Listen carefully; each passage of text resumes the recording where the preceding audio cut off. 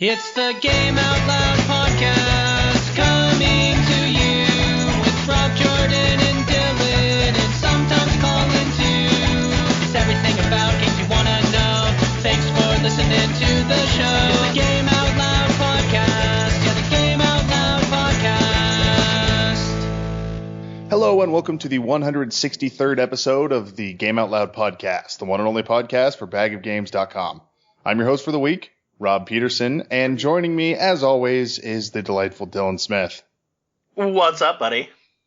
Oh, just hosting the podcast. All right. And also in the queue here, we have the slightly less irregular Mark Daley.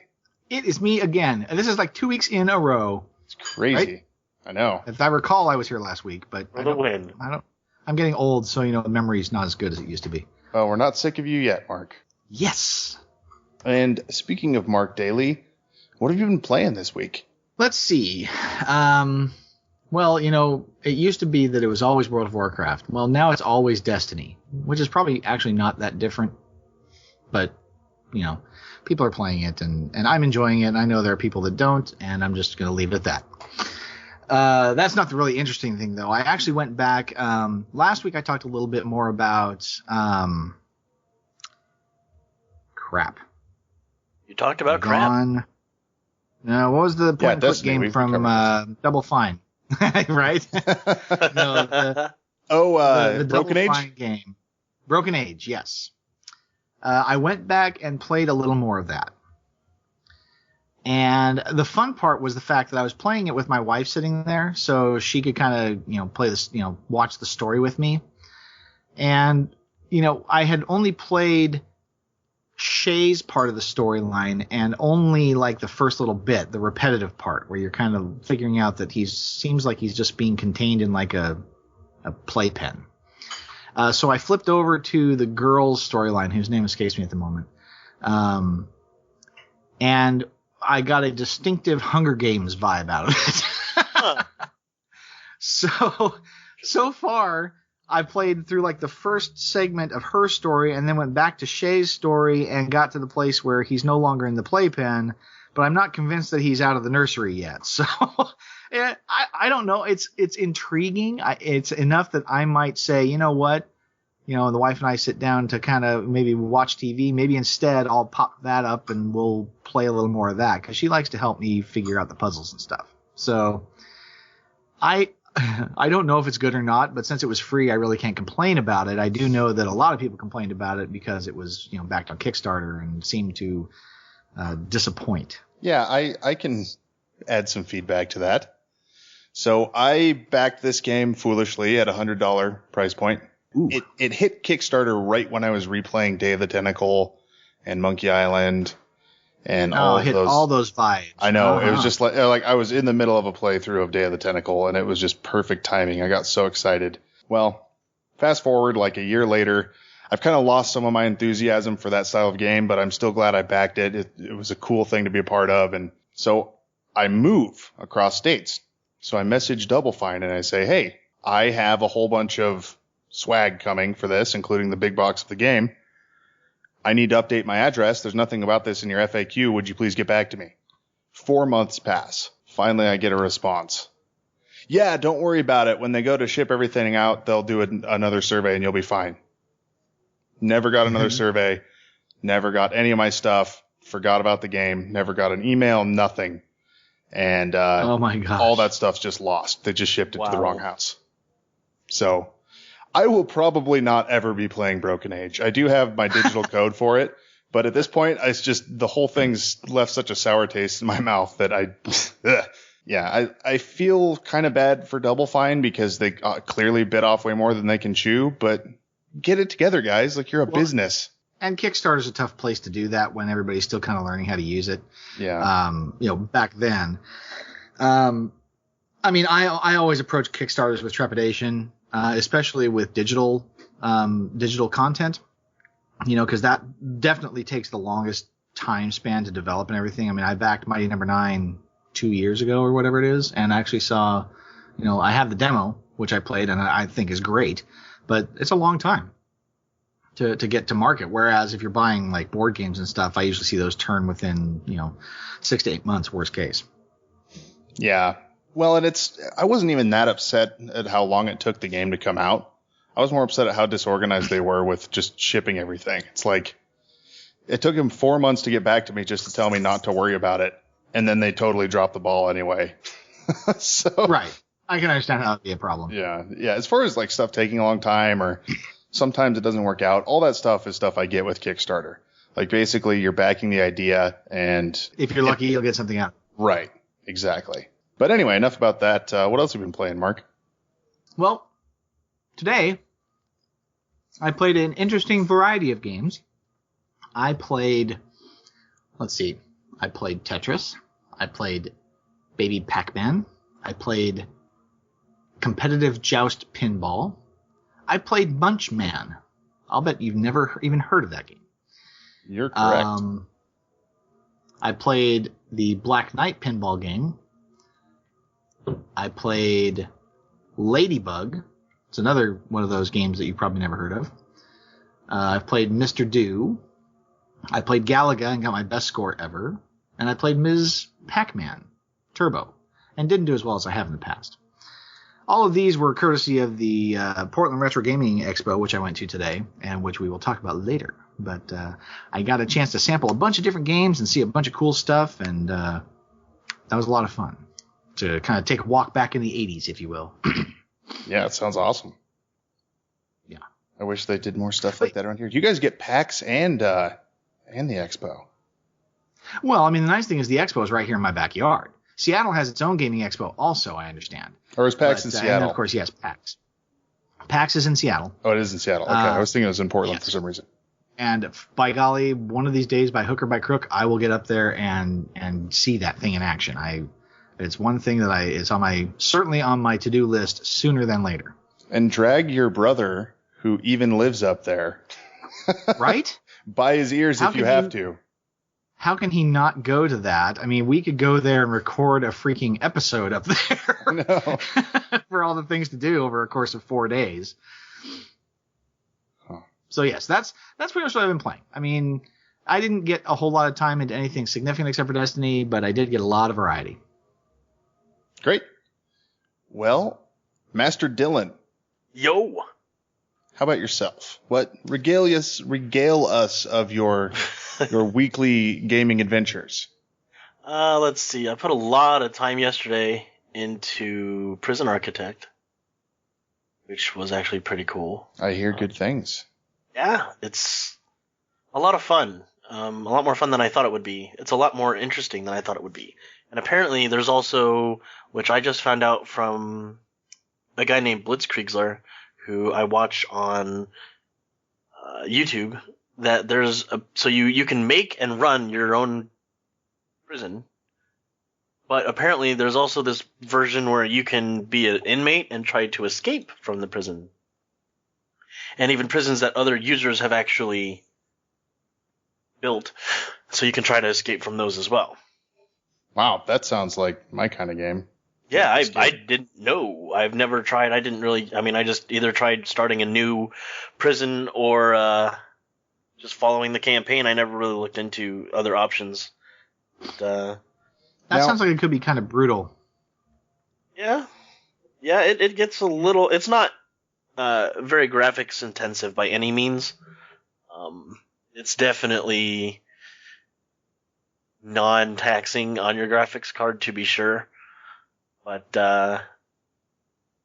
it can get a little technical in terms of you're building a prison. You have to put a concrete foundation down, but you have to, water pump, electric generator, the perimeter fence, perimeter wall, administration, chow hall, kitchen, infirmary, offices. Each individual cell, you literally build everything. Your game starts in a field. That's it. It is a top-down, not very graphically intensive field, and you just sit there and build. And so SimCity-ish. Yeah, definitely. It's definitely interesting to try to figure out how to allocate spaces And then obviously being the in charge guy, you're even above the warden of the prison. You actually have to hire a warden. There's a lot of things that could go wrong. Like I've already had like several riots in my prison just because I put it in sandbox mode just to see what all I'm allowed to do. And apparently like they're not happy with the way things are going, so I'm not sure why it's happening, but I'm pretty sure most of them are hungry, and I'm not, given the amount of inmates I have, I'm not allotting enough time for them to eat. So that, I mean, but it gets actually a lot more in depth than you would actually think it to. And so it's actually been a lot of fun. Now, is this game out? Because I remember this was in super early access, like when early access first started almost, if I recall correctly. So if it's finally come out, that's pretty big news, I guess. Yes, it is out. It came out October 6th of this year, so about 12 days ago. Wow, and I'm looking at it. The initial release date on early access, September 26th, 2012. Wow. Whoa. I guess it was called Greenlight back then. I don't think they'd spun off early access yet. Maybe I'm remembering that wrong. I don't know. It's all a blur. But yeah, that's crazy. It took them that long to get to actual full release. So that's pretty awesome. Yeah, it's a lot of fun. If you go to the Steam page, it is on Steam. If you go to the Steam page, you can, if you watch the little video that's on the Steam page, somebody made, and I kid you not, a prison in the shape of the Star Trek Enterprise. Well, why not? I mean, that guy over in China built his whole office building to look like the Enterprise. Yeah. And everyone in Minecraft builds crazy stuff Everything, like that. yeah. So why not? Right? The Eiffel Tower, blah, blah, blah, blah, blah. So yeah, it's a lot of fun. It's not as in-depth as it's more in-depth than you think it would be, which is pretty cool. And there is a campaign, like there is a storyline going on and stuff starts tying in together and you're just like, what the heck? That's crazy.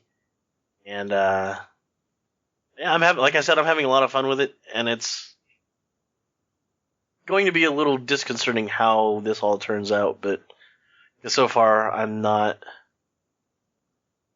able to build a prison efficiently quite yet, but I'm getting the kinks worked out. So It's tough to figure out where to put the central business district. it is. Then you got the low density or high density commercial, low density, high density, and yeah, it's Residential, just yeah, exactly. Yeah. What Exactly. you need a Morgan Freeman who can get the other inmates stuff. You know what I mean? Oh yeah, like that happens. Like you can do random, just everybody gets searched. Just you can click a button and it turns on an alarm and everybody just starts getting searched. And I have found some very interesting things. Like had the usual shanks and knives and scissors and razor wire and glue, and you're just like, and then it just starts getting weird. Like what was one thing? A spray bottle. I'm like, what? And why is that contraband? Yeah, well, no, you can do some very interesting things. You'd be amazed. And that's one of the reasons why I bought the game was, so everybody else was like, I don't think that would be, I would feel that there would be more of a aversion to that kind of game. And I thought to myself, Right. no, yeah, I mean, it makes sense. I went to prison, but because I went to prison, I took the opposite perspective of, well, I've got some personal experience in this. Maybe calling on that, I can play this game and see how well that translates in this specific set of circumstances in the construct that these people have made. For the most part, I've done very well. Just a couple things like the scheduling and beginning programs and building. I'm still learning how to build a couple things, but the controls at first are a little wonky, but then you can once you get it down, you're flying, Does the game give you the opportunity to reflect reality fairly well? Or is it gamey? It's a little bit of both, because it's not, like I said, like it's blobs with, like, people are little blobs with little circles for heads, and then little circles for hands. They're not, so it kind of doesn't allow you to immerse yourself too much into it. But at the same time, you do get a lot of complaints and you do get random fights. Like, all of a sudden I found out that there was a dead dude in my shower, which was really awkward. Yeah, because I don't have closed circuit TV yet. So I don't know who did it. I have no idea what's going on. Oh, so now it's a whodunit game. Well, it's just something that's ongoing. Like, I still have to run this whole prison, but Right. yeah, I mean, you can even determine like what level security you have, minimum, medium, or maximum inmates.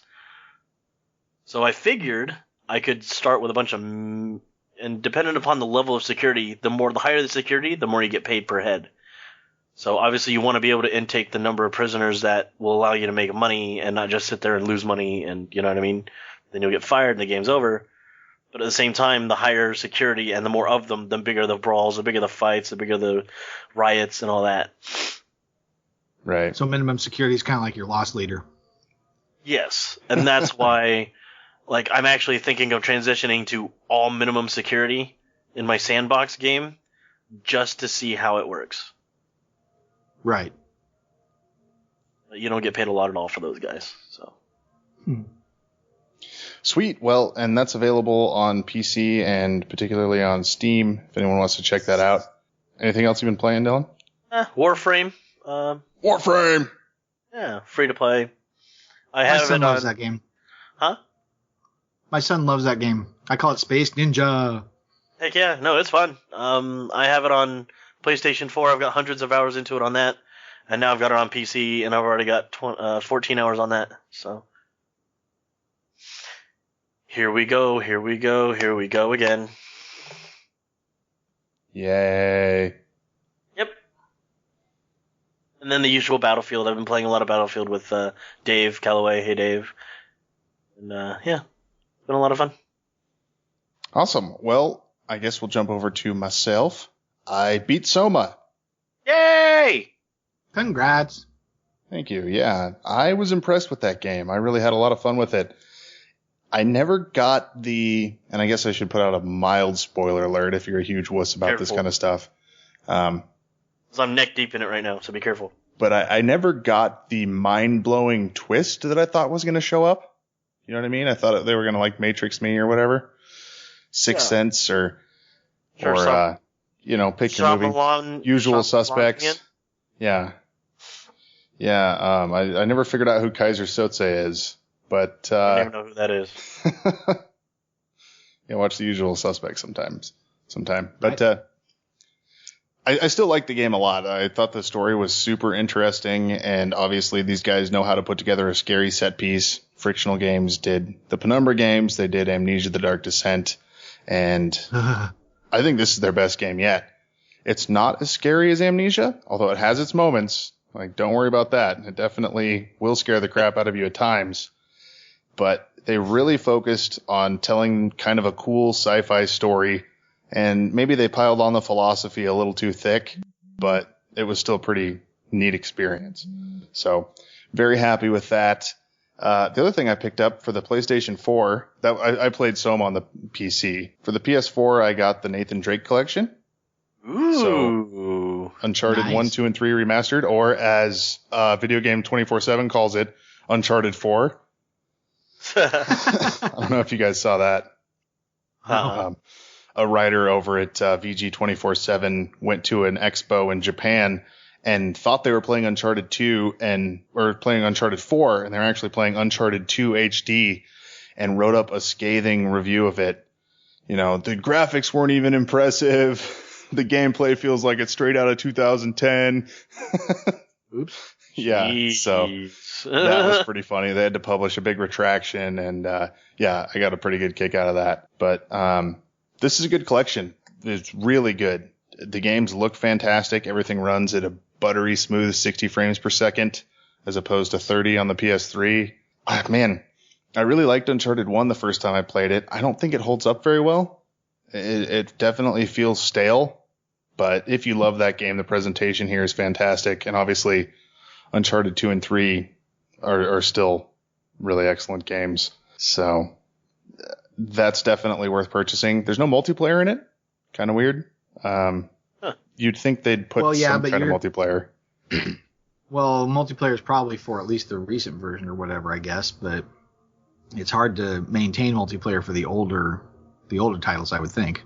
Yeah, I wouldn't expect them to put multiplayer in for 1, 2, and 3, but I would have thought maybe they'd take like 3's multiplayer and then maybe sprinkle in some levels from the older games or some kind of multiplayer element. But yeah, because like Master Chief Collection did that, they pulled in various modes and multiplayer gameplay from all the games, and there was some mixing and matching, or you could just play them straight up how they were. But none of that here. This is definitely just focused on the story. And I think this basically exists as a primer for people to get caught up before they go play Uncharted 4, since PS4 has so many Xbox 360 people. Yes, obviously.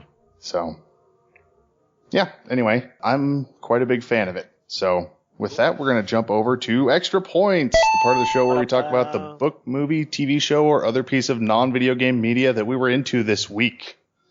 So, Mark, I'm intrigued by yours because I know nothing about it. Dylan, if you need to plug your ears, plug your ears. What? Well, let's. So, he said. You don't have to spoil anything, Mark. You can just talk a little bit about like what it is and, you know, if you liked it, stuff like that. Sure. Okay. So in the MMO vein, since that seems to be my thing, of course there is an anime that fits the bill perfectly, and that is Sword Art Online. And of course now Netflix has Sword Art Online 2, which is the next installment. SAO, as it's referred to, is basically a story of an online video game, an MMO, that's a sword fighting game. But there's a twist in that the equipment that they wear keeps them trapped in the virtual world, and if they try to leave, it will kill them. And additionally, death in the game results in death in real life. So this headset that they wear has the capability of basically microwaving their brain. And the story is about this kid, I guess he's a kid, whose character name is Kirito, who basically decides that he was in the beta, he's going to be the one that frees everybody by beating the game. The creator of the game says, yes, if you can get to the top of the castle, level 100 or whatever, and beat the boss up there, then, you know, the game will end and everybody will be free.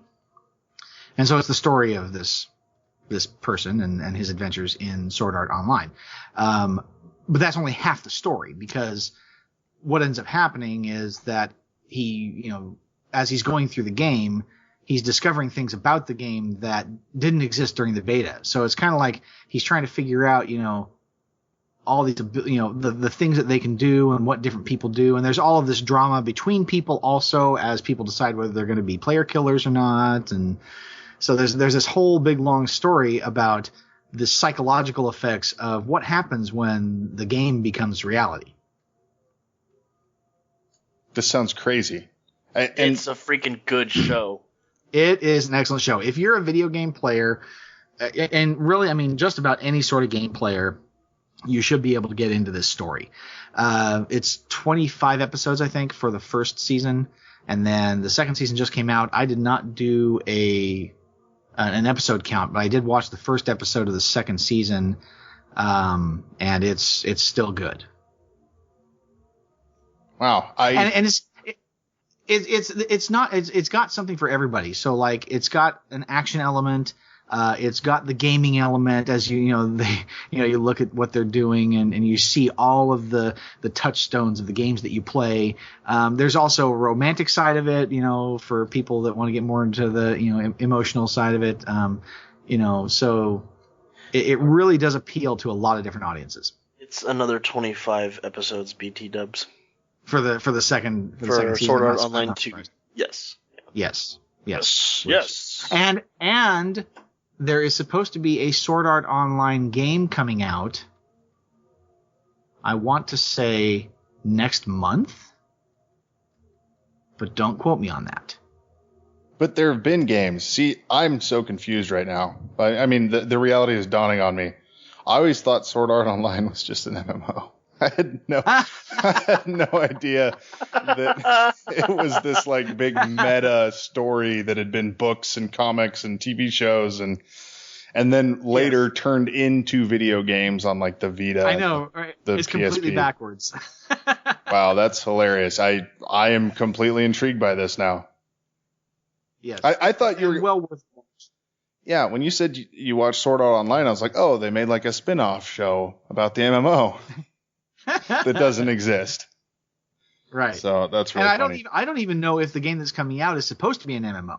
So apparently, it might be an RPG for all I know, but apparently, Sword Art Online Hollow Fragment is already released as of 2014. Yeah, is it Hollow Fragment in America? No, this is a different game, I think. I'd have to go back and look. Well, I saw a video for it on the PlayStation Network, I think. Then there's Sword Art Online Lost Song, which isn't out yet. Right. That's the one that's coming out soon, yes. Yes. But it looks a little more ridiculous because they have pointy ears, and I don't appreciate that. You should stick with the original characters, dang it. And what I don't know about that game, the reason I'm not convinced about it is that I'm afraid that what they're going to do is they're going to make an RPG out of it, and you're going to play the main characters out of the show. It seems to me like it should be an MMO, but that's a pretty tough market to play in. So I don't know what direction they're going to go with it yet. I wonder if you could represent some types of MMO gameplay in like a traditional single/multiplayer game. Oh, I see no reason why you couldn't. Yeah. Absolutely. And even, I mean, you could make it a multiplayer game, maybe even local or online, or every time you play online, you get matched up with different people, kind of like a la Journey kind of idea. Yeah, so there are some ideas there that might be interesting for them to explore, but I really have no clue. The video didn't really give me much of a feeling of where the game's going. Right. Well, this is just one more thing to kind of nudge me in the direction of getting caught up on anime, because right now I'm about 15 years behind. So. Yeah, I can't really bring myself all the way up to speed in 15 years worth, but SAO is definitely on the must-watch list, especially if you're a gamer. Gotcha, yeah. And all the hip young kids are also talking about this, what's the thing with the giants? God, I sound so old. Oh, what's the one with the giants? Attack on Titan. Yeah. Yeah, dude. Yeah, I watched that too. Oh, you saw that? I have not watched all of it, but I've seen part of it with Hannah. She really liked it. I'm in the middle of it right now. Oh, we'll talk about. Well, I mean, if you got something else, feel free. But I can talk about it if you feel up to it. Yeah, let's talk about that with you, Dylan. Oh boy. Okay. You'll get extra points if you talk about it. Yeah. There we go. Let's see here. Okay, how do I explain this? No spoilers. I haven't seen all of it. Okay. Not America. Like, these people live in this land, and they've been doing so for hundreds and hundreds of years. And then out of nowhere, these enormous, like these huge beings, these huge creatures come out and just start destroying. They're humanoids, right? Huh? They're humanoids, right? They're human-ish. Like, they look like humans, but they're hundreds of stories tall. They're I don't like they're not exactly smart. They don't. Yeah, they're kind of like behemoths. I mean, as far as like mentality goes, they're on a rampage, but not like directed. They eat us. They eat the humans. I mean, that's what they do. They walk around and just eat us. And there are 3 characters that the story follows.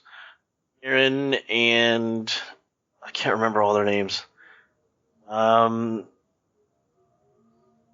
Let's see, there's Aaron, he's the main guy, and then there's Mikasa and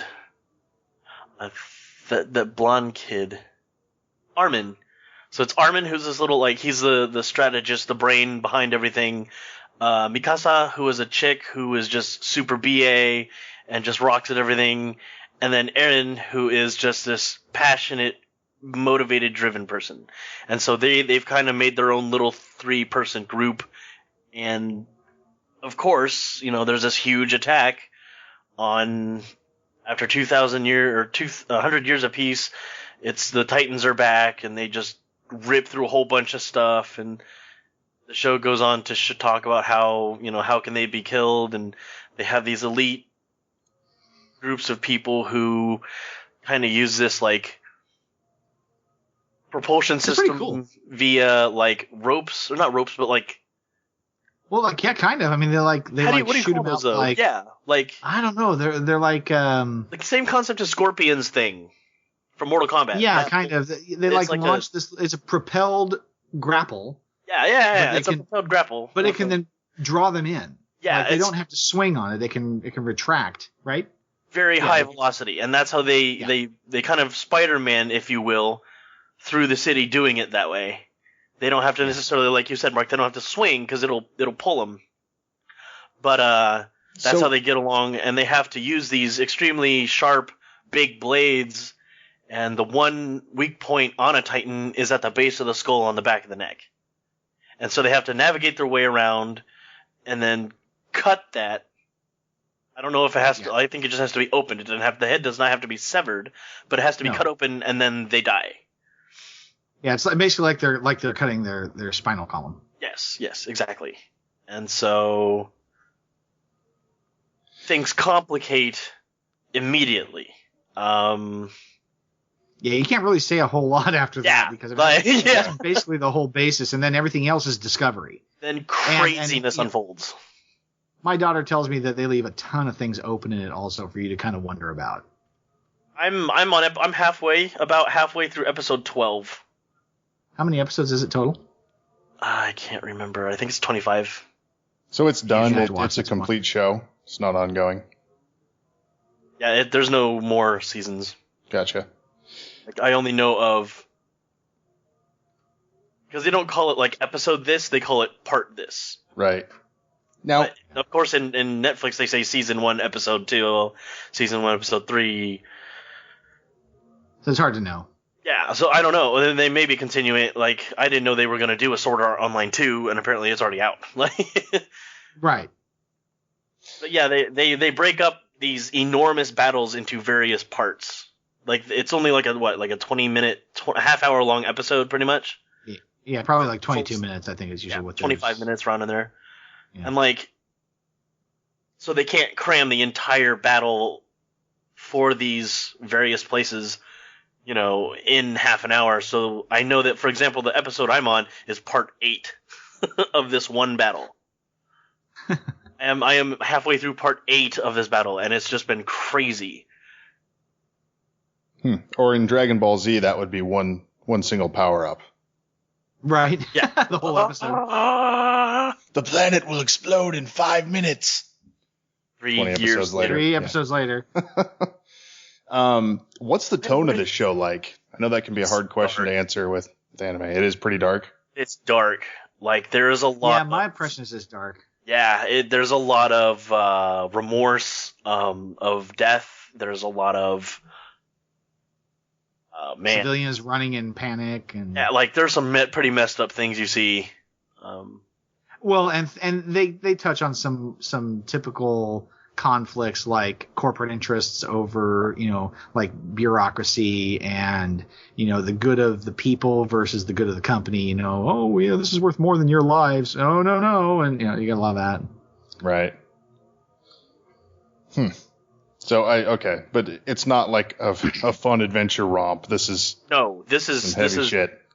It can't. Yeah, it's heavier. It's definitely, there's no like, you don't ever see a scene where the 3 characters are walking through a grassy field. Like, this is no Pokemon. It's the fan in episode 1. Okay, gotcha. So, well, and I won't lie to you, SAO isn't like that either. I mean, SAO has some nice themes to it. Yeah, but there are some places where it's like, dang. Yeah, you're just that decision had to suck, Yeah, you're like, yeah, this is awkward. This is tough. Cool. Well, that sounds like another one I need to add to the list. And my little cousins who are way into anime also have told me that that's one that I need to check out as well. Definitely. So, I would highly recommend it. Excellent. Well, I was going to talk about Dark Disciple this week, the Star Wars book, and I warned / promised our listeners I'd be talking about lots of Star Wars in the lead up to Force Awakens, because I'm all in. I'm getting caught up, and but I just saw Crimson Peak, and I'd almost rather talk about that. Do you guys have a preference? I don't know what Crimson Peak is, so go for it if you want. Okay. Have you guys ever seen any like old Hammer horror movies? Any of the old Vincent Price or Peter Cushing? Long time ago. Like Last Man on Earth, I think I saw part of that. Okay, but none of the like the Edgar Allan Poe, the more gothic ones. Not really. Okay. Well, it's the new movie by Guillermo del Toro, who did Pan's Labyrinth, Devil's Backbone, Hellboy, Blade 2, that guy. And guy. It's kind of Wait, didn't he do Pacific Rim? Come on, man. and Pacific Rim, yeah. This movie is not much like Pacific Rim. Good, just you that. Although I did like Pacific Rim, terrible as it was. That was pretty fun to right? watch. There's something about it. Yeah, he just made robots punching each other look really good in a way that Transformers never could. Did not, right? Exactly. So, but this is like a romantic horror / gothic mystery. Just in time for Halloween. It's like very beautifully shot. It takes place in kind of the Victorian era, and it stars Tom Hiddleston, who's Loki. I love Tom Hiddleston. Did you ever see Only Lovers Left Alive, where he's a vampire? Oh no, I'm gonna have to go back and look. Yeah, if you like Tom Hiddleston, that one's worth checking out too. But he's also fantastic in this. He plays a perfect British dandy, but in a very Edgar Allan Poe-esque way. Like basically, this man lives in the House of Usher. Yeah, he has this huge mansion that's falling apart, and he is an inventor, and he knows that this house is located on this extremely valuable sediment, and there's like a red clay underneath it that almost looks like blood. And he's made a machine that can help mine his property, and he's going around trying to raise funds to do it, and he can't get the money. Well, one of the guys he hits up for money has this beautiful daughter who's an author, and they kind of fall in love and get married, and he brings her back to his home. She lives in America. He brings her back to his home in England after her father is murdered. Awkward. So, yeah, right. How convenient. I mean, yeah, that's so bad. Oh, such a mystery. But she sees ghosts, and ever since she was a little girl, she would see this terrifying ghost. And Guillermo del Toro is an amazing monster designer. The ghosts in this movie. Wait a minute. Is this the one with the chick that has that long black hand? Yes. Yeah. Okay. What? Oh man, I gotta pay attention. No, I'm seriously thinking about seeing it, but I'd end up going by myself, so I'm not sure if I want to see it because then I just, that whole like, if you feel lonely, turn off the lights and watch a scary movie. You won't feel so alone anymore, right? Yeah. So it's one of those because I live like right next door to the movie theater, so I literally watch it and then come home and then go to bed, or at least pretend to go to bed. So I was thinking seriously about watching this, but I'm not sure if I want to because he wants to. I am one of those. Yeah, I love sleep. I don't think it was very scary. He makes great monsters, and Guillermo del Toro, he's one of the few directors who understands how scary a hand with big old long fingers is. Such a weird thing. Yeah. But so there's lots of that, lots of long fingers and long fingernails on these ghosts. But they just look cool. They're just really well designed. And did you guys see Pan's Labyrinth with the pale man? Long time ago. Yes. Guy with the eyeballs in his hands. Same designer of those. So he designs all his own monsters. So like if you want to go see a movie that's kind of a standard mystery plot, but really well acted, beautiful set design, beautiful cinematography, really moody, and with awesome ghosts, go check out Crimson Peak. Like I really liked it a lot. Cool. Then I'll have to. Yeah. And good Halloween film. Not very family friendly. There's a couple, there's an F-bomb or two, and then there's one really violent murder scene. And then beyond there's no that, sex, though. Oh yeah, I forgot there is a sex scene. You see Tom Hiddleston's butt. Ew. So yeah, there is one. There is a How single bad could it sex scene. possibly be? He has a nice butt. But My you know wife what? was pleased. You go enjoy looking at dudes' butts.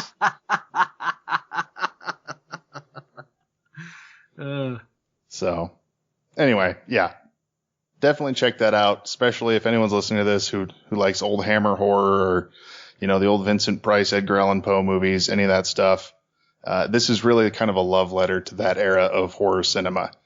So with that, we're going to go ahead and take a break. When we get back, we're going to be talking about Mark's trip to the what was the expo called again, Mark? Canada. The Portland Retro Gaming Expo. All right, yeah, we're going to dive into that, and if we have some time left over, we may even talk a little bit about horror games. We'll see. So we'll catch you after this short little break. The Game Out Loud podcast. Yeah, the Game Out Loud podcast. And we're back. So this week we're going to talk about the Portland Retro Gaming Expo, which Mark had the wonderful opportunity to go see. On the break, Dylan tapped out, so he tagged Team Jordan to come in and replace him. So tell us a little bit about this. Because obviously this this podcast goes so long that you need a break. Yeah. This is Dylan here. Hi. Whoa, hi, Dylan. Your voice changed. I know. Hey, baby. How you doing? No. Anyway.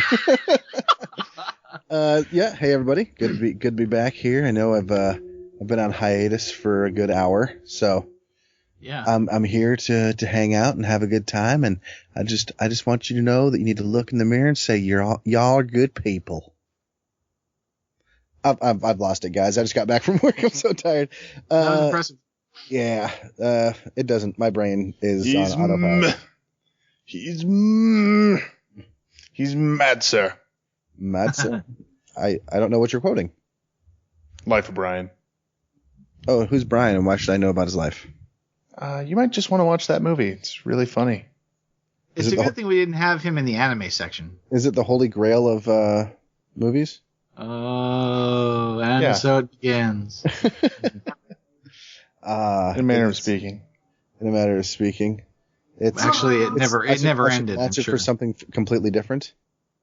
Yes. Yeah. Brian's story. Wait. I don't think that's the one we're talking about. Oh man, good to be back. And Mark, you're back on. That's good to hear your voice. I know, right? It's like twice in 2 weeks. Yeah. You're becoming more regular every day. Nope, already made that joke. Oh. Can't do that one again. Sorry. Did you make... You're totally getting cut. No, I already had my circumcision. Thank you. Wow. I had two. The second circumcision? Is that like the rebaptizing? The first one didn't take. Oh God, I don't want to imagine that. You've got a lot of sins here. Let me try dunking you back under again. Washing off. Is that the mentality that they had in BioShock Infinite? Like, oh, you're really dirty. Let's just shove you right back in. Yeah, we're gonna need to dip you in a couple times, or just drown you, whichever one works. Oh, well, now that we totally digressed. Yeah, how about that Battlefront? It's beautiful. I hated it though. Yeah, right? So have you talked about how you felt about it yet? I mean, I wasn't here earlier, so. No, and I'll keep this short because we're really here to talk about the Retro Game Expo, but it looks so good. It looks real sometimes. Like if you squint, it looks real, but it just, I don't know. I don't like competitive multiplayer shooters, and that's pretty much what there is. It was. Yeah. I love Star Wars. Oh, I love Star Wars, boy. To quote Randy Newman. Love me my Star Wars. But just not digging it. I'm not going to be able to talk to you on like in-depth Battlefield player speak about it because I don't know any of that shit. But like what got your goat? Dying a lot. Like craps in the bins. No story. When I'm in a Star Wars game that looks that good, I want a story. But you make your own story. No. Every battle is a story. Every encounter on every battlefield. Yeah, I mean it's cool. You have the water cooler moments, but I want like a plot and characters I can identify with.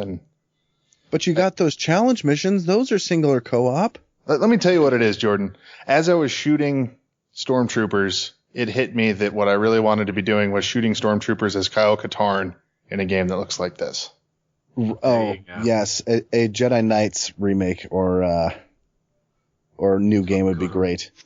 Jordan, can I emphasize that S anymore? You're gonna wake up. There's gonna be like a deer's head severed in your bed. The Kyle Katarn Godfather maneuver is. Yeah, apparently. Well, I'll make you an offer you can't refuse. I don't know what that is, but I'll make it. Say I should play Battlefront more. Yeah. I refuse. No, you can't refuse. Oh, I just did. Point. So, wait, are you not going to be getting this for review purposes then? I don't know. I guess I'll have to talk to you guys about it. No. One more don't person. Talk to me. You're not getting it, Mark? My son played it. What did he think? I don't know. William, what did you think? Battlefront. Speak.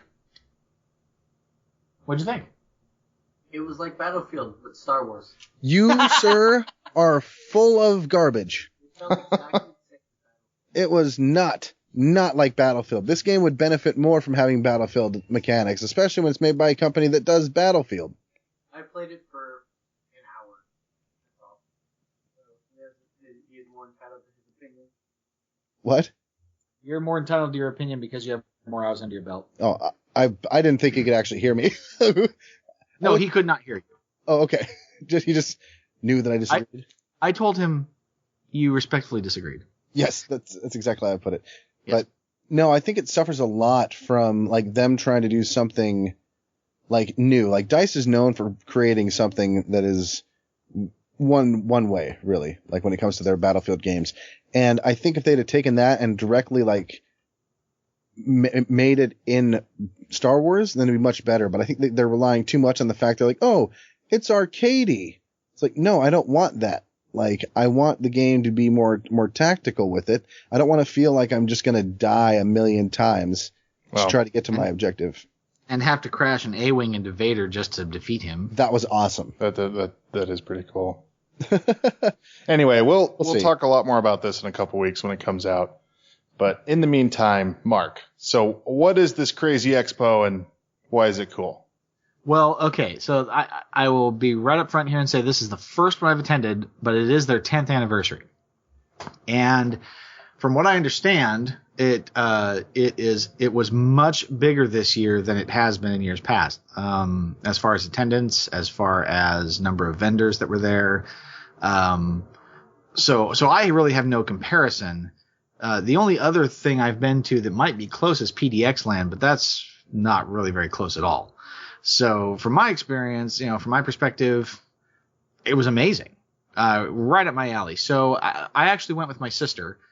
She and I are definitely, children of the 80s, video games. I mean, she was the master of Munchman on our TI 99 4A for any of those of you who remember that game. And we did find one vendor that had a TI 99 with the Munchman cartridge that we played. And she looked at that, she played and was like, I don't remember anything about this. And yet, when she was 5 years old and laid up for 3 months after getting hit by a car, she developed a pattern to beat the entire game.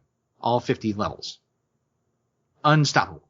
Wow. So anyway, we got there about 10:30, and it shut down at 5. So we were there for about 6.5 hours. And we saw there was a section right where you go in where there were just arcade games set up for free play. And we're talking about everything from, you got Pac-Man, there was a Pong console there, for crying out loud. Pac-Man, Donkey Kong, Ms. Pac-Man, pinball games, you name it, from, like the 50s on to, modern day, all the classics, Tetris, let's see here. It sounds awesome.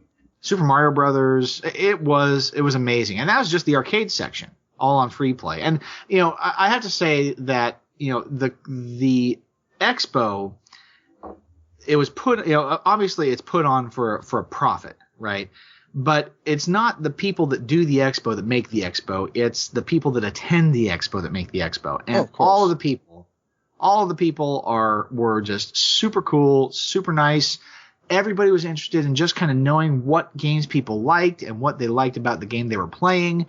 Nobody monopolized a machine for more than the time it took them to play a game or two, depending on how good they were at it. The really good players could play a game for 15 minutes and be like, okay, I can't play this game again because there's other people that are going to want to play it. And everyone's really nice about it. And, playing, there was a guy playing Baby Pac-Man, which is a hybrid video game pinball machine. And I hadn't seen it in 20 years, or probably even more than that now. I am getting older. So over 20 years. And I played it, and I remember it's just super fun. The Pac-Man part is punishing, and this other guy was playing it, and he's like, have you played this game? I'm like, yeah, actually a long time ago. And so he and I started talking about it and got into playing a couple of 2-player games, just having fun, talking with just some random dude for about 15 minutes about this game. And you can do that everywhere. I mean, we're talking, there must have been, probably upwards of 200, 250 video games, and not very many duplicates. I mean, I think the most duplicates was probably Ms. Pac-Man. There were four Ms. Pac-Man machines. All the rest of them were pretty much ones. They're all single units. So a very wide variety. Battlezone, Star Wars, the vector graphics game, a lot of games you never heard of. Pinball. What's that fake creepypasta arcade game? What? I have no idea what you're talking about. Never mind. If you guys don't know about it. I don't remember. You haven't talked about the pinball machine yet, have you? Which one? The Joust? Oh, no, I haven't talked about that. So, yeah, actually, video, I saw something unique I'd never seen before, and this was a two-player simultaneous pinball game. Competitive. So you actually had a pinball table that was low on both ends with flippers. It was basically a mirrored play field, and it was high in the center. And then as long as the ball's on your side, there were 2 balls in play at any one time. And if the ball was on your side, you're scoring points as it hits your bumpers and stuff. But if you hit it, there's 2 channels for the ball to go to the other side. So you burden your opponent with 2 balls to handle at the same time. If they lose one of theirs. You only have 5 each. But they're scoring double points while they can handle it. So it was interesting. Coolest thing I've ever seen. I mean, it was made by Williams, and it was based on the Joust video game. So it has to have been probably 20 years old. And in my time, all my time playing games, I had never seen this thing before. So that was the coolest thing I saw there from the video game perspective. But that's not all that was happening there. So probably half of the exhibit hall was vendors. And we're talking vendors from, the furthest away I heard was Las Vegas.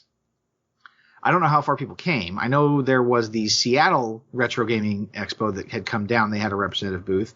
A friend of mine who runs GameStar here in the Portland area, they have 16 stores, and they had a huge booth that was just running gangbusters. I was really happy to get to see him and just see that they are doing crazy, crazy good sales at that show. So it was impressive. But the vendors were, they ran the range from, full on retro game store owners to craft people who are making you guys know what perler beads are? I don't think I want to. They're those little plastic beads that you can put on a little grid of pegs, and then you iron them so that they melt together. Oh, I learned those as fuse beads. What are they actually called? Perler beads. Oh. And there were people there. Oh my God. I never would have thought to do this, but somebody had made I don't know if it was Castlevania or if it was kind of like a mashup scene where they had huge, we're talking probably some of the characters may have been as big as 5 by 7 inches of characters. And then they layered them. So they made perler bead backgrounds and then perler bead foregrounds and perler bead characters that go on the foregrounds. This thing was huge. It must have been, I think it was probably about 2 feet wide and a foot tall of this scene. They were selling for $500 and it has a sold sticker on it. So somebody had bought that thing to hang on their wall, which, it was impressive. And those things were everywhere because they really lend themselves to the 8-bit look, right? There was somebody that had made soaps that looked like Pokeballs, and as you used the soap, it would reveal whatever the toy was inside. They put a little Pokeball toy or a Pokemon in the soap. That's awesome. I know, right? And they had, jewelry, necklaces with, say Triforce or Kingdom Heart keys or lapel pins, with the Hyrulean shield or what have you. And lots of posters and painting artwork and some really cool acrylic on cloth stuff. There was another podcast group there that does a retro gaming podcast. So yeah, lots of people selling all sorts of just anything you could imagine. And lots of carts that you can't get a hold of, old ones, Japanese carts, even people who are homebrewing new games to play on like NES. That's crazy. I know. And that's not all. Also, they were running over the... There's more. Exactly. All weekend, they were running, and I've actually made a note of this, so I made sure I say it right, the Classic Tetris World Championship.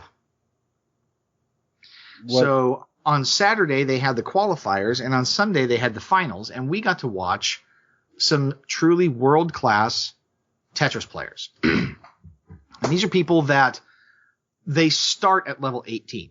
How many levels are there? As many as you want. The higher the level, the faster the pieces drop. Ah, gotcha. And Jordan's never played this Tetris game. Tetris. Tetris. Tetris. It's French. Tetris? So yes, the Tetris Classic, and they call it the Classic Tetris because there are different versions of Tetris you can play. This was the NES standard Tetris game. And, us, we mere mortals start at level 1. And the pieces are nice and gentle and come down very slowly, and you can put them in place and fit them all together nicely and make your little lines. You get to level 18, and you're in a different space. I don't think you think about it so much. It strikes me more as pattern recognition and muscle memory to watch these guys place these pieces. And that's their slow speed is 18. And they were going upwards of 25. I think I saw them get to 28 at one point. Jeez. And I mean, just very impressive gameplay. And there's a crowd watching them. That's just the thing. I mean, there must have been 150 people sitting around there. They were kind of in the corner with the seating area, and then they had the tables and seats set up for like the food area out there also that you could sit at and watch at the same time and just see some phenomenal gameplay. I mean, people are really at the top of their game. And the funny thing is that I would pit my sister up against them. Really? Yeah, she is a Tetris fiend. We played about 20 games today, and I think I won 4. Huh. Maybe Wow. not even that.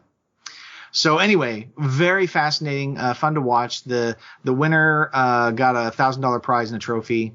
So, and they played best out of 5 for that one. The rest of the games were best out of 3.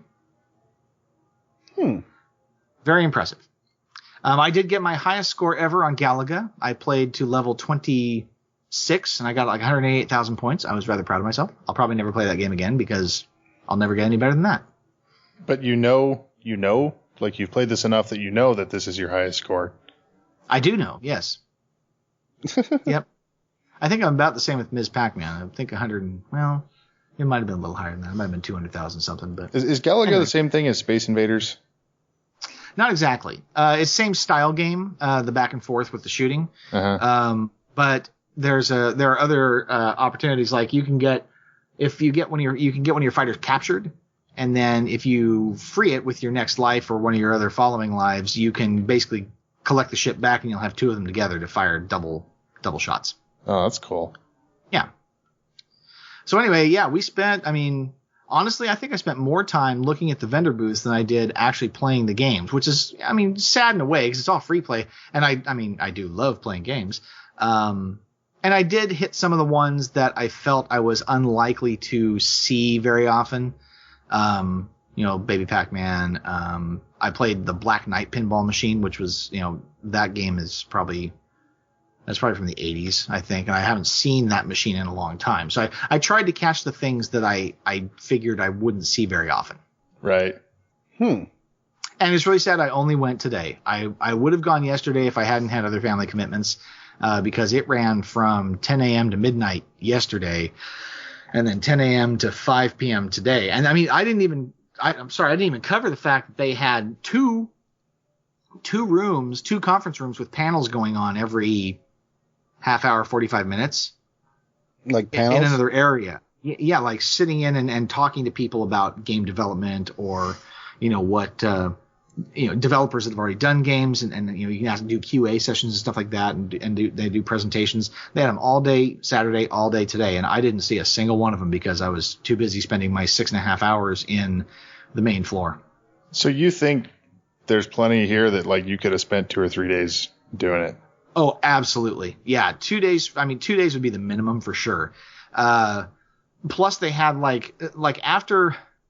So if you had pre-ordered your tickets for the weekend or whatever, you could have gotten in at 9 a.m. on Saturday for 1 hour, for the early entry crowd to go check out everything, play the games, whatever. Mm-hmm. And then, as I recall, the panels went until about 6 p.m. or so, or 7, and they were doing the Tetris, qualifiers then too. And then they were going to have there's going to be a movie played. I think they played The Wizard. And then they had a DJ coming in and they had chip tunes. Somebody was doing chip tunes. So they were going to do a little DJ party type thing also. And they ran the games until midnight. So they shut it down at midnight, but you got to play all the games and everything, have it all open, just a little arcade party. I don't recall if they served alcohol after a certain time or not. They may have. Hey, booze make things better. Well, Yeah. I mean, we like Ground Control down here, which is, one of our barcades in Portland that, you can, after a certain time, you can get a beer and play your games at the same time. So I need to go back and hit that place. That was a lot of fun. they're becoming a lot more popular now. I saw a arcade and grill down in Salem yesterday as I was walking around. We had some sushi down there after our family pictures, and walking back to our car, I happened to look down one of the side streets. It's like, hey, that says arcade and grill. We should go there sometime. So What kind of sushi did you have? Oh, sorry, Rob. all kinds. I don't know. I just eat it. It's on a plate. I grab it off the conveyor and I eat it. Okay. It's fish and crab and shit. There's at And least deep-fried 2 of them. Twinkies. Yes, and deep fried Twinkies. And I looked at a couple of the vendors. There were a couple of games that I was like, ugh, I wish I had some money to spend on it because I would have gotten them. Somebody had a $5 copy of RC Pro-Am for the NES. Dude, if I had an NES, I'd have bought that in a heartbeat. It was one of my favorite games from that era. That, and somebody had a Pokemon Sapphire cart that they were selling for $25, which is cheaper than usual. But it's astonishing the games that I actually want to get are still, they're mega popular and still sell for retail or more. I don't know. Those old games tend to hold a lot of value because you can't get them anywhere anymore, right? Yep. And even if you don't have the NES, you might have one, or the console, you might have one later. Why didn't you pick it up? Well, RC Pro-Am's not hard to find. I think I Okay. could find it somewhere else too. It was just actually seems like a pretty good deal. The Pokemon Sapphire cart I could probably get too. It's not that I can't pick these up. If I had seen something I absolutely, there's no way I'm going to see this again or whatever. They had a Rob. A Rob? Yes. What's that? I believe it stands for Robotic Operating Buddy. Oh, Nintendo Rob. Yes, which came with the original Nintendo entertainment system, and I think it could play 2 games with you, right? Yes, that is accurate. So I think I saw a total of 2 of those there. So one booth had one, and then my buddy's booth, they had one. I have never seen that in person. I did once, actually. Way back when they first came out, I had a buddy that had one. It didn't work very well. It was really kind of weird, but I did see. So I picked up. I don't know if I told you, but I picked up a GameCube recently. Oh no! Yeah. And it has the Game Boy player attached with the disc. Oh, nice. So that's the biggest problem with Game Boy players is that a lot of people have them, but they don't have the discs. And you can't get them. My buddy's booth, I think he and one other place, he had 2 of them. One other place had 1 of them, but minimum price $60 just for the player with the disc. And he said that he actually sold just the disc for $50 to somebody. Wow. Mine came with one for a total of $60. So I got the GameCube and the Game Boy player with the working disc for $60. Dope, dude. That is cool. I remember playing the Superboy. Was that what it was called? The Super Game Boy? Yeah, back in your apartment, when I was young, you had one of those. I remember playing Link's Awakening. Yeah, Link's Awakening, maybe, on it. That's the one that went in the Super Nintendo, right? Yes. You know what's funny? I just learned recently about that is that because the Super Nintendo's hardware couldn't emulate the Game Boy software, that Super Game Boy cartridge is basically the insides of a Game Boy. Really? Yep. Interesting. It's basically a hardware extension for the Super Nintendo to play Game Boy games. That is fantastic. I think that's how the old PS3s played PS2 games as well. They had the hardware in there? I think the software emulator. Oh, no, they did. They did have the hardware I think chips they in there. basically had that's why they're so much bigger. They basically had a PS2 inside of them. At least that's what I was told. So it must be true. Of course. You heard it on the internet, right? I heard it from Jack Wefso. He's been on the show a couple times. Well, okay, that's probably a more reliable source then. So anyway, yeah, lots of stuff. I mean, just amazing stuff. Oh, I mean, ColecoVision, Intellivision. They even had a Tandy Vision, which I think was before Coleco and Intelli. Pong. They had Commodore 64s, Apple IIe's. Sometimes I like Pong, sometimes I don't. I just feel like I kind of go back and forth on that one. You already made that joke. Did I? When? Like 2 weeks ago? Yeah, maybe not today. Maybe not tomorrow, but one day I'll regret it. Sooner than you think. When I come up there and get that PS4 camera from you. Yeah, I've got it ready for you. It's all wrapped up and connected to my PS4. Okay. You'll have to disconnect it, you know. Oh, dang it. So anyway, just an amazing spectacle, and really, again, worth going to see. I mean, there are cosplayers. The funniest cosplay of the day for me was seeing somebody. I only saw him from the back, so I don't know if it was actually male or female, but I saw an inflatable Buster Sword from Final Fantasy VII, Mm-hmm. and I saw the Cloud spiky hair, but this person was wearing a dress, and I'm like, well, I don't remember Cloud ever wearing a dress. Yes, I do remember him wearing a dress when he had to go rescue the girls from the brothel. Yep, from what was that little place called? That little slum. The little town, the little shanty town, I forget. But at first I was kind of talking out loud to my sister about it. It's like, that's kind of weird. I recognize the sword, the hair's good, but the dress, I don't. Oh, good cosplay, very good. You know? And there was a Back to the Future group there too. Somebody, they were from the future, so the 2015 time period with the double ties. Like one guy had the two Rising Sun ties, and somebody was dressed up as Marty, and somebody as Doc. So it was a decent cosplay. Not a lot of cosplay, your typical furry stuff, you know, but not a ton. I mean, you didn't see them often enough to really notice. Interesting. I like conventions. I always have since I've ever gone to one. Well, apparently Seattle has a Retro Gaming Con also, so. Oh, really? A You bunch might of pink have to- gorillas up there. Yes, and as Mark reminded me, they also have this little smaller convention. It's called, what's it called, Mark? I think it's kind of like Zax? PAX. PAX. That's what it is. PAX. That's right. PAX. That's right. PAX East is over here? East? No. PAX South. No. PAX Australia? PAX North, eh? You're getting close, eh? They don't have one of those yet. Oh, man. No, They should man, get it's one. PAX Prime. Yeah, can't beat PAX Prime. One day I'll be able to go to it. You and me both. It'll be fun. You're gonna have to provide me somewhere to sleep so that we can go. We'll just drive over there. We can sleep in the car. Whatever. How do you think I am? You go to a convention, you sleep in the corner, right? That's how that works. It's required. Yeah, one of the booths at this convention was for soap that said, you know, fight the convention funk, yo. Yes. Oh God, it's so bad. You ever I think gone to an anime Comic-Con- convention? Comic-Con No. didn't smell that bad. It was well ventilated in Salt Lake. Open the windows. They probably had fans blowing out. Right, yeah, just draw the air out. Windows, yeah. I can't breathe. There's drawing a vacuum in here. Passers-by on the street are like passing out. Oh, yeah, right. There's just like bodies lying everywhere.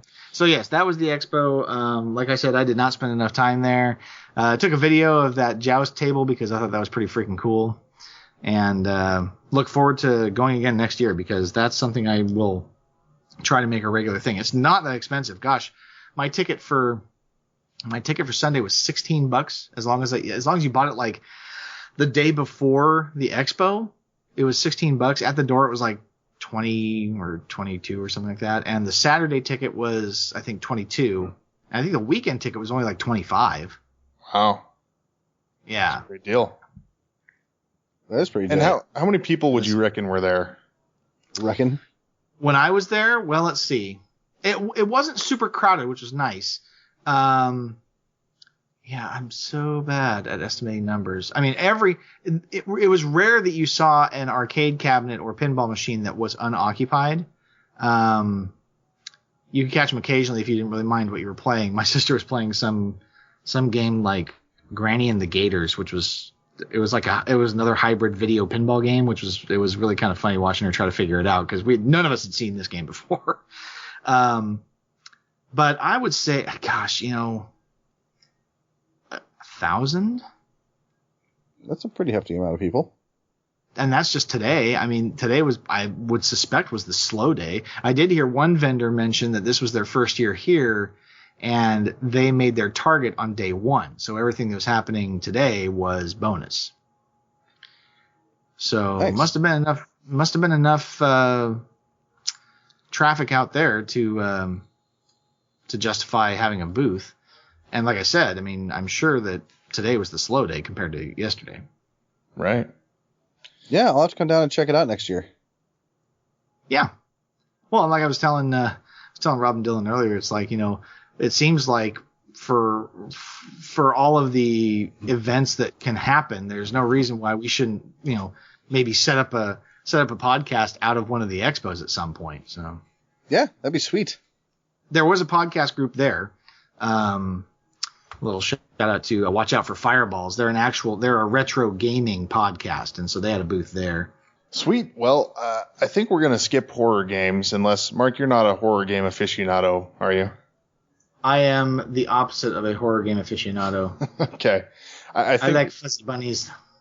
at some point, I'm going to not be on the show next week, unfortunately. I'm going to be out of town. But at some point between now and Halloween, we will find a way to record and get up our annual horror segment, whether that happens in the middle of the week and gets tacked on or whatever. I'm off Thursday, Friday. All right. Well, sounds like we've got our plan then, except I'll already be gone by then. We'll figure something out. So, Mark, what are you doing next week?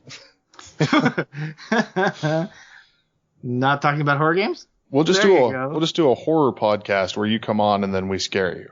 How's that sound? That would work. I'm sure that would work. Okay. What you should do is tell me what games that I won't play until I play them live on the podcast so that you can get my first impressions. Oh man, Yes. and then it'll be Flappy Bird. I have not played it, so You can't get it anymore, I don't think. I know. I don't know. I think it was down and then it was up and who knows. That was a weird thing. That was a weird part of gaming. We had to sit It was gaming down. A weird time. That was, Take it out to the woodshed.